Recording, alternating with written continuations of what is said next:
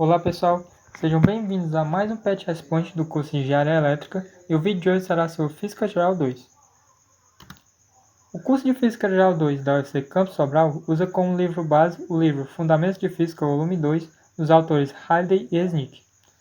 O assunto desse vídeo será sobre o capítulo 14, que é o capítulo de fluidos.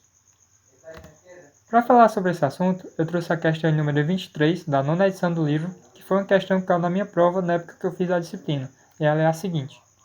Na análise de certos fenômenos geológicos, muitas vezes é apropriado supor que a pressão em dado nível de compensação horizontal, muito abaixo da superfície, é a mesma em uma vasta região e é igual à pressão produzida pelo peso das rochas que se encontram acima desse nível. Assim, a pressão em nível de compensação é dada pela mesma fórmula usada para calcular a pressão de um fluido. Esse modelo exige, entre outras coisas, que as montanhas tenham raízes de rochas continentais que penetram no manto mais denso, figura 14.34.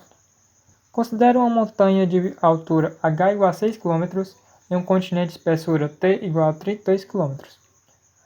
As rochas continentais têm massa específica 2,9 g/cm3 e o manto que fica abaixo dessas rochas tem massa específica de 3,3 g/cm3. Calcule a profundidade d da raiz. Aqui podemos ver a figura 14.34 que foi citada no texto.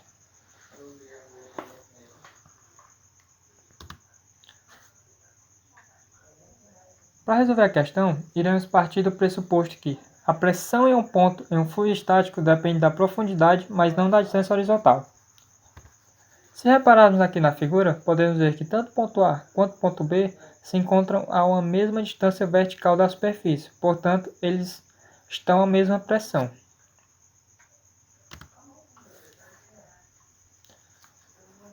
Por isso, podemos presumir que as pressões do ponto A e B são iguais, ou seja, PA igual a PB.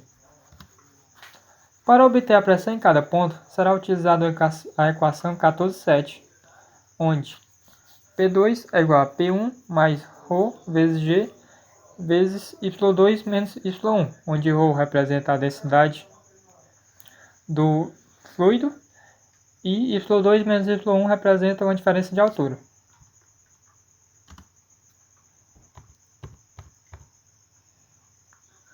Aqui, a partir da análise da figura, podemos ver que tanto ponto A quanto ponto B estão abaixo de uma camada tanto de manto quanto de continente. A diferença é que no ponto A há uma camada bem maior de continente, que ela é representada por essas alturas H, T e D, e uma menor camada de manto, que podemos ver que ela é de altura Y menos D, essa pequena distância. Já o ponto B tem uma camada de continente que é apenas de espessura T, mais uma camada de manto que é de altura Y sobre ele, gerando uma determinada pressão. Considerando ρm a densidade do manto e ρc a densidade do continente e P0 a pressão atmosférica,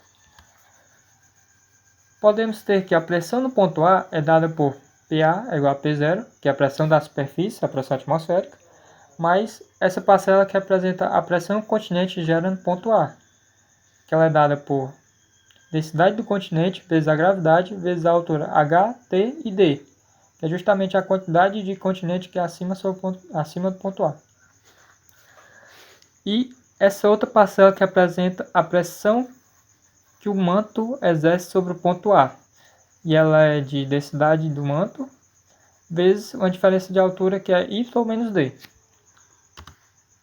De modo análogo, a pressão no ponto B é dada por P0, que é a pressão da atmosfera, mais essa parcela que representa a pressão que o continente gera sobre o ponto B, e ela é dada apenas por essa altura T, vezes a gravidade, vezes a densidade do continente, mais a densidade do manto vezes a gravidade, vezes essa altura Y, que é justamente a altura de manto que há sobre o ponto B. Esse termo representa a pressão que o manto exerce sobre o ponto B. Como o ponto B e o ponto A estão à mesma pressão, a gente pode igualar essas duas expressões e obter essa equação. Realizando algumas manipulações, aqui eu apenas fiz essa multiplicação que estava dentro do parênteses, podemos ver que a pressão P0 está de ambos os lados da equação, por isso podemos cancelá-las. Além disso, todos os termos que restaram estão multiplicados pela gravidade. Então, se eu dividir tudo pela gravidade, elas também vão se cancelar. E vai sobrar apenas essa expressão. Rearranjando alguns termos aqui para tentar isolar a variável d, que é justamente a profundidade que queremos encontrar, aqui eu simplesmente fiz a multiplicação. E aqui coloquei para um lado todos os termos que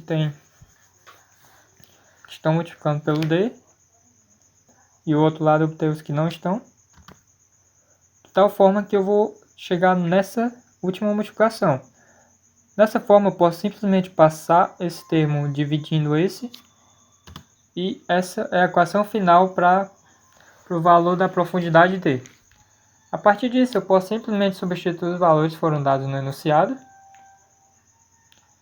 e com isso eu vou obter que d, a profundidade d, ela representa uma altura de 43,5 quilômetros.